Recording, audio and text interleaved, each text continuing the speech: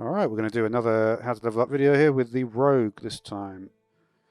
So, I was fortunate enough I got the quest here for the Rogue. I really like this deck. It's something which is kind of, again, similar to the deck we did yesterday with the Druid. There's little variations and different things you can do depending on the decks you face. I mean, Mage and Warlock are really hard in Standard, purely because anything you put out as a Rogue, any minion at all, that isn't stealth, basically, is simply a way for the mage to complete their quest.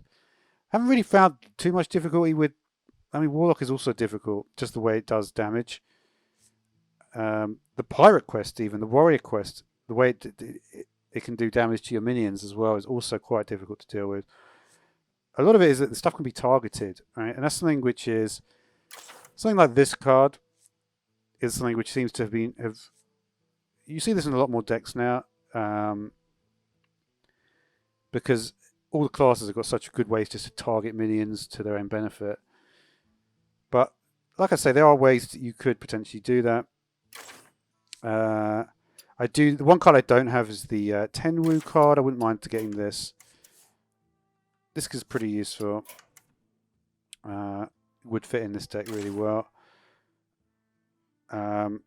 This is obviously a staple of Paladin at the moment with Conviction, stuff like that. But yeah, generally, what is the best way to play this? Well, you need to really make sure you've got a good opening hand. There's some really good combos like Fraud into Swindle, Skulker, Shadow Steps Shulker, gets you a very quick completion of the quest. If you don't have Shadow Step, it actually kind of is worth doing Secret Passage fairly early on. Because if you have enough, because you're possibly, if you think about it, we've got 19 cards here, 2 or less. It's very likely that if you can actually like play something decent here, you might be able to play SO7 Extortion or Skulker. A lot of stuff with Rogue is kind of percentage based. So if you can play something, you can Shadow Step, play it again. Obviously, if you've got a Shadow Step in your hand from Secret Passage, you may as well play it, even if it's not something that you might not think of doing like otherwise, because you're just going to leave your hand anyway. So you may as well put it out there and try and combo it in some way.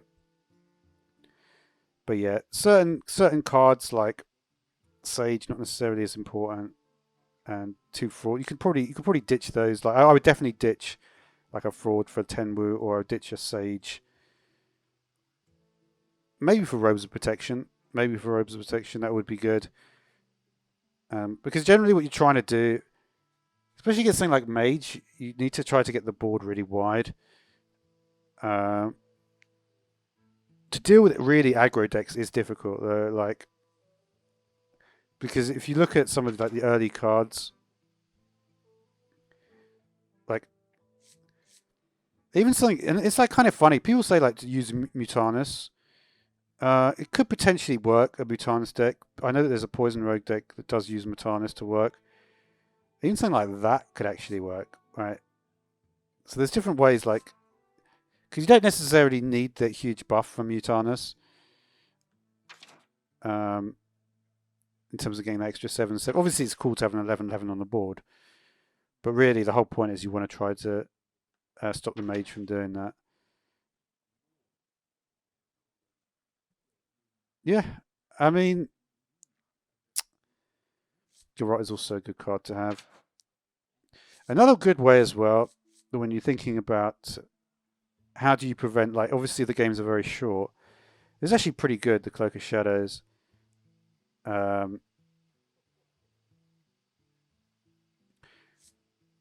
I mean, it might be worth, like, I kind of messed around with my deck previously. So maybe I could try a little mess around with the deck.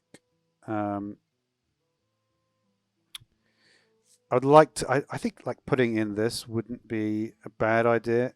Like, at least one Cloak of Shadows.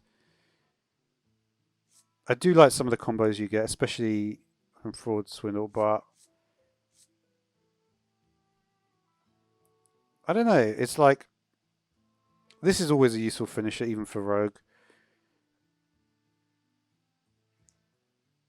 I mean, honestly, the one that is probably least useful is often this, because you don't, because it's in a sort of, in the game where there's not many minions, you don't need to destroy huge minions. There's no, you're not using this to destroy 8/8s and like massive minions.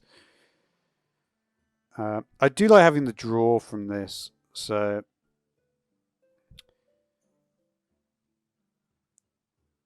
and I don't like to lose.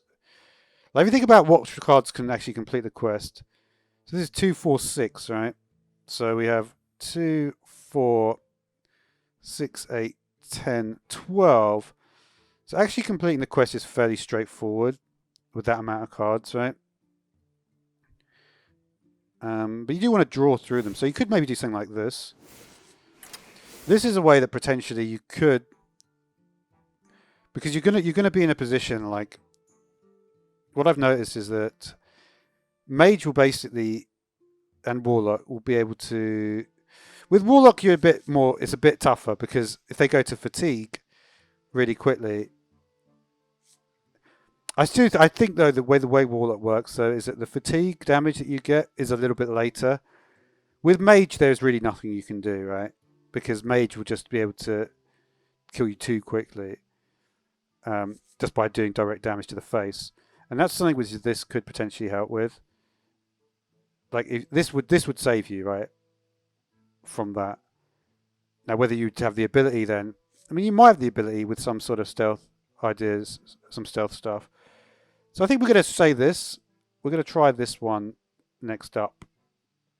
But yeah, lots of ways to play this sort of deck though, and it's always like changing, and the cards are changing, and you know now that we've had the expansion out for a little bit of time, there's always some new options to try. Until next time, though, thanks for watching.